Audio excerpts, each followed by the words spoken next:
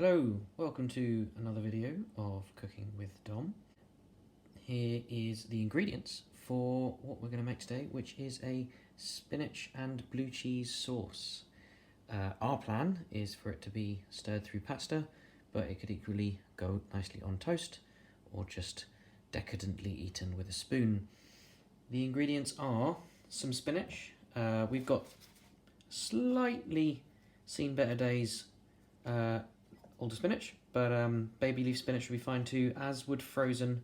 I will explain what to do with frozen when the time comes. Cream of your choice. I'm going to be using single cream in this because it's for my partner, not for me, but if it was for me, I'd probably be using the soy cream because I try to reduce the amount of dairy. And speaking of dairy, some nice smelly blue cheese.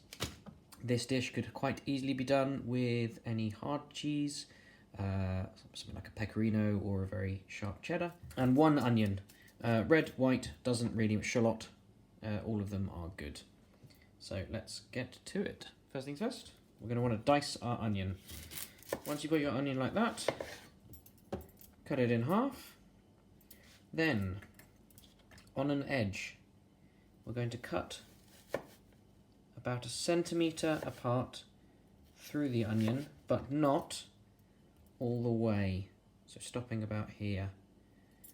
Then we're going to repeat for the other one. If your onion starts to fall apart at this point, your knife probably isn't sharp enough. Then we're going to take our onion and we're going to cut again, leaving a bit at the root.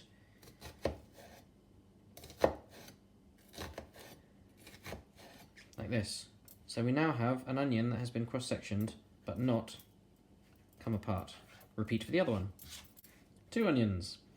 Then you're going to take one of your pieces of onion and you're going to make what I call the spider hands.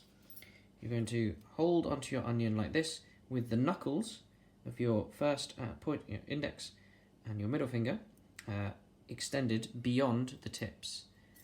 You're going to rest the blunt edge of your knife against that extended knuckle, and you're going to slide the knife back and forth over your onion.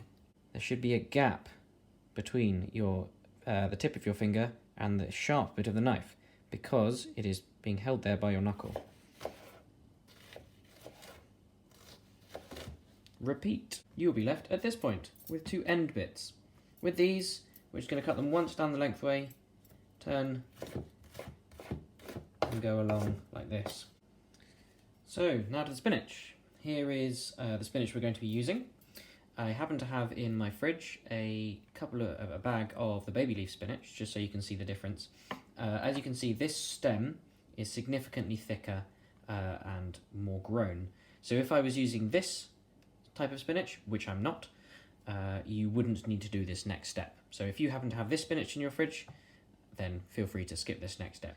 What I've done is I've collected about half or a quarter of the spinach, and I've laid it so that the leaves are at one end and the stalks are at the other, and I'm going to cut it off so I end up with a pile of stalks.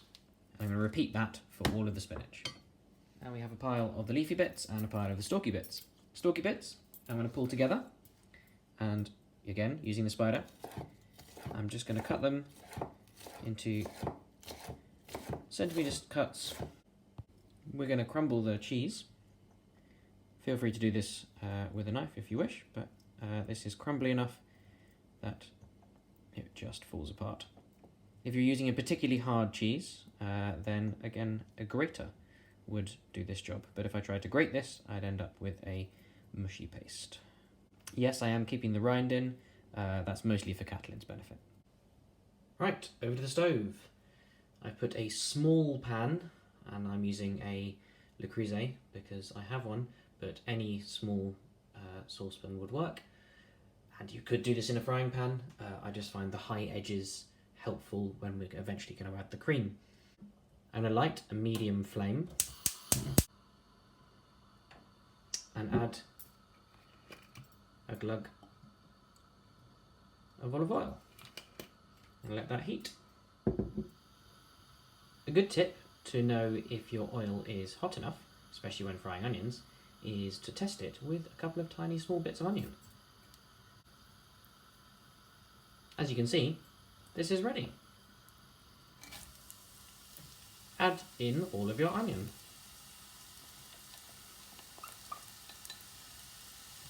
Give it a stir.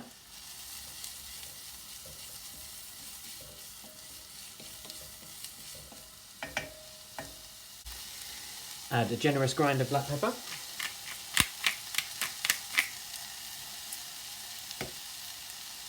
Another stir.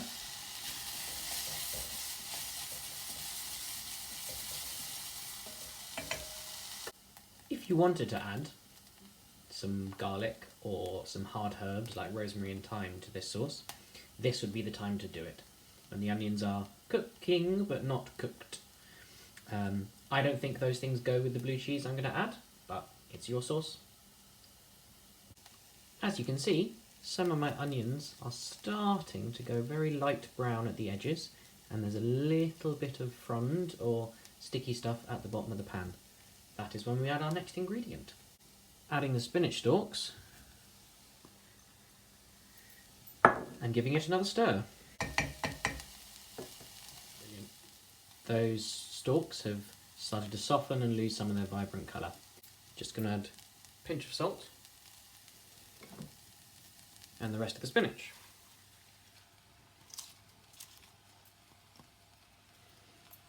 Now be careful when stirring this when it's full of spinach. The chances of it going over the top of the pan are quite high. Just make sure you're getting the onions off the bottom and up over the spinach on top, and you're just keeping things moving.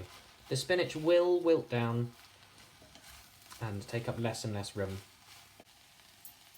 While the spinach is wilting, I'll very briefly talk about frozen spinach. If you want to use frozen spinach in this recipe, absolutely fine. Just defrost your spinach in the microwave or by steaming it. Put it in a colander or sieve and squeeze out as much of the liquid as you can, and then add it all, don't worry about the stalks, add it all at the point that we just added the spinach there. We're now going to add the cream, but before we do, we're going to turn the heat right down.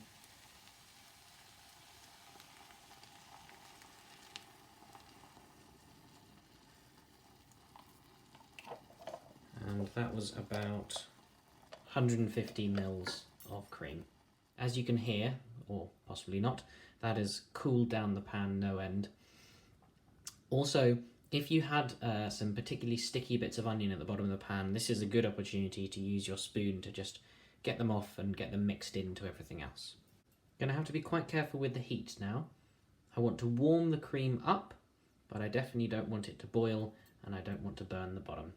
So just keeping an eye on how warm your cream is, possibly by taking a teaspoon and just giving it a little taste. As you can see, I've got some tiny little bubbles coming up at the top of the cream, so I'm going to add the cheese.